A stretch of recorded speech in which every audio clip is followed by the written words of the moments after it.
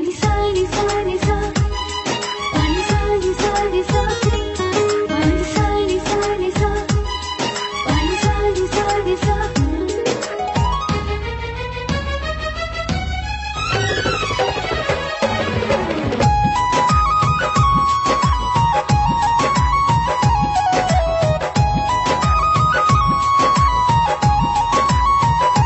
लेके भागी अइलू रूप के गठरिया हो, छूटल होई दरवान के नौकरिया हो। pani sa ni sa ni sa हो लेके भागी अइलू रूप के गठरिया हो, छूटल होई दरवान के नौकरिया हो।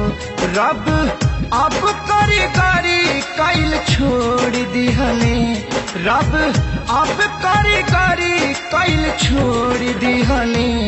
जौना साचा में तोहके बनौले, जौना साचा में तोहके बनौले, बना के लागे तोड़ दिहले।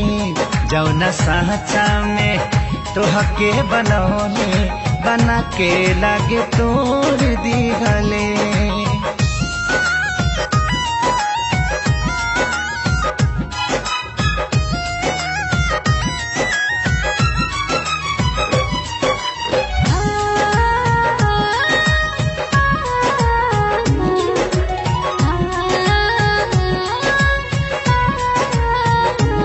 केहू लौकल न कबहू तोहरा नियन खूबसूरत, जान सचहू में बारू तू तह परियन के मूरत।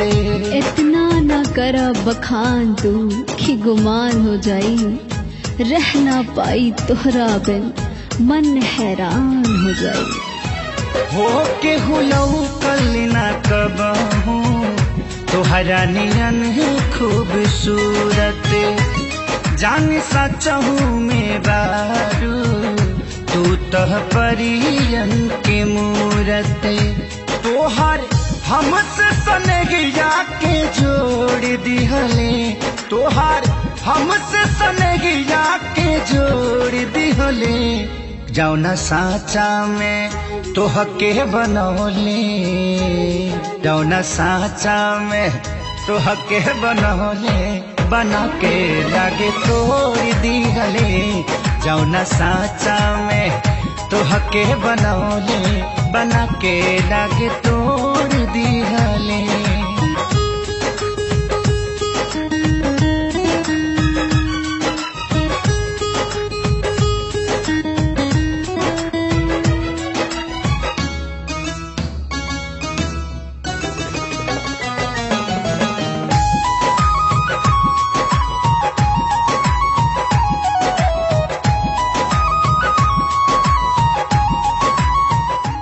अभी तक दृश्यों से साफ पता चला है कि वो बाप नहीं पाप है।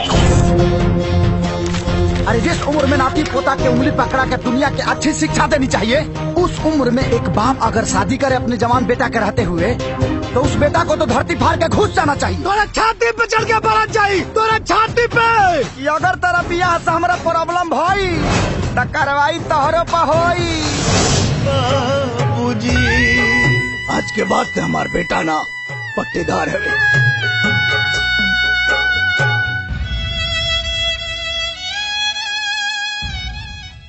जौना साचा